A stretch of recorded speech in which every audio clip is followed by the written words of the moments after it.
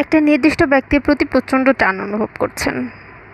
মানুষটার সাথে কথা না বললে সারাটা দিন ভালোই কাটে না, ভালো লাগেই না, একটা উদ্ভট খারাপ লাগা, সারাটা দিন তাকে নিয়ে কল্পনা, প্রত্যেকটা পদক্ষেপে মনে হয় যে সে প্রতিটা পদক্ষেপে মিশে আছে, মানে আপনার প্রত্যেকটা কাজের সাথে সেই মানুষটা মিশে আছে।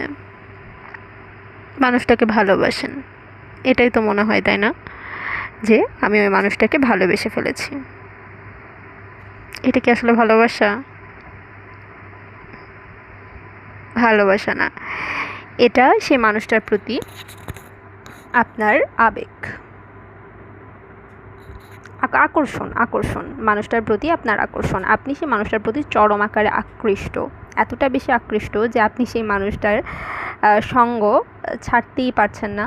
মনে হচ্ছে সেই মানুষটা না থাকলে আপনি মারা যাবেন, মনে হচ্ছে সেই মানুষটাকে না পেলে আপনি মারা যাবেন, মনে হচ্ছে সেই মানুষটার সাথে কথা না বললে আপনার কোনো কাজই হবে না, বা আপনার প্রত্যেকটা পদক্ষেপ তাকে না জানালে আপনার সেই সারাটা দিনটা মাটি হয়ে যাবে।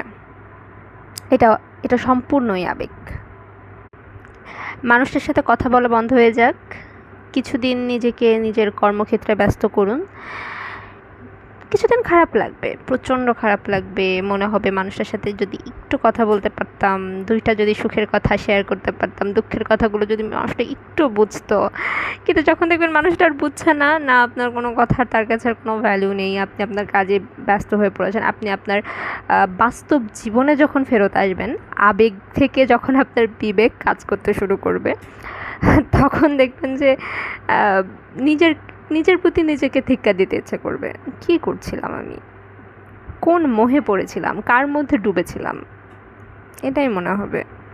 তাই একটু ধৈর্য ধরুন, কিছুটা দিন সময় দিন নিজেকে, নিজের কাজকর্মগুলো স্বাভাবিকভাবে করুন।